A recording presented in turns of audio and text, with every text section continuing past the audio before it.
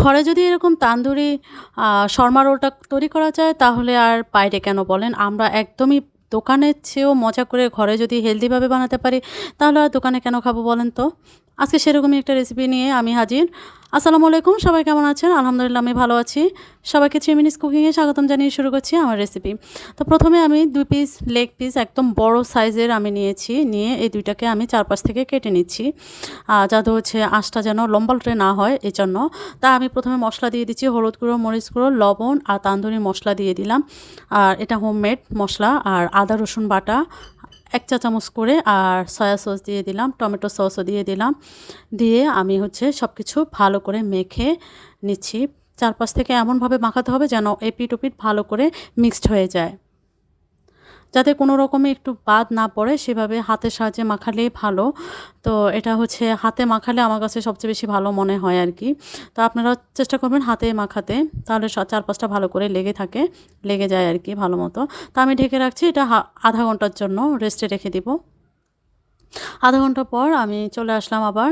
আর এখানে হালকা উপর থেকে একটু কর্নফ্লাওয়ার দিয়ে দিচ্ছি। কর্নফ্লাওয়ার দেওয়ার একটাই কারণ, তলায় যেন লেগে না যায়। মশলাটা অনেক সময় দেখা যায় যে তলায় একদম পুরো কালো কালো হয়ে যায়, এজন্য আমি একটু কর্নফ্লাওয়ার দেই। আর কর্নফ্লাওয়ার দিলে উঠাতে সুবিধা, যদি তাওয়ায় লেগে যায় এজন্য আমি কর্নফ্লাওয়ার মেখে নিয়েছি। তা আমি কড়াইয়ে আমি তেল দিয়ে দিলাম হাফ কাপেরও কম, মানে হাফ কাপেরও মানে একটু কম তেল দিয়ে, আমি যেহেতু আমার লেগ পিসগুলো অনেক বড়, তেল তো ছড়ায়া লাগবে, এই জন্য হাফ কাপের একটু সামান্য কম দিয়েছি তেলটাকে আমি গরম করে নিয়েছি। আর এই সময় আঁচটা থাকবে লো থেকে সামান্য বেশি। আর এই সময় আমি ঢেকে রাখবো। তো এর এপিট ওপিট করতে আমার আধা ঘন্টা সময় লেগেছে ভাজতে, কারণ আমি এটা যেহেতু বড় পিস, ভাজতে তো একটু টাইম লাগবে এই জন্য। আর নামানোর আগে আমি চুলার আঁচটাকে একটু বাড়িয়ে নিব, এটাই হচ্ছে মানে মেন চুলার আঁচের যে সেটাই। তো এরপরে আমি হচ্ছে এপিট ওপিট ভালো করে ভেজে নিচ্ছি। দেখেন কালারটা অলরেডি চলেই আসছে, যে এত সুন্দর একটা কালার আসছে, মানে বারবিকিউ আর এর চেয়ে আর কি কালার লাগবে বলেন।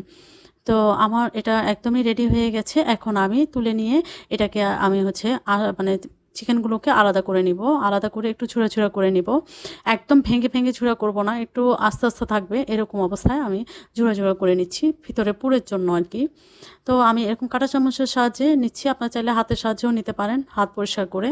তো এরকম আমার রেডি হয়ে গেছে, দেখেন আমি এভাবেই করে নিয়েছি। এরপরে আমি শসা কুচি আর গাজর কুচি আর হচ্ছে টমেটো কুচি দিয়েছি। আপনার চাইলে ক্যাপসিকাম দিতে পারেন, যেহেতু আমার ক্যাপসিকাম ছিল না আমি এই জন্য দিতে পারিনি। তো এটা হচ্ছে আমি মিক্সড করে নিয়েছি, আর একটু সামান্য লবণ দিয়ে দিয়েছি যেহেতু শসা আছে। আর এখানে আমি টমেটো সসটা দিয়ে দিলাম, আর হচ্ছে মেয়োনিজ দিয়ে দেবো, যেটা হচ্ছে চিলি মেয়োনিজ, যেটা এটাই আমি দিয়ে দিয়েছি।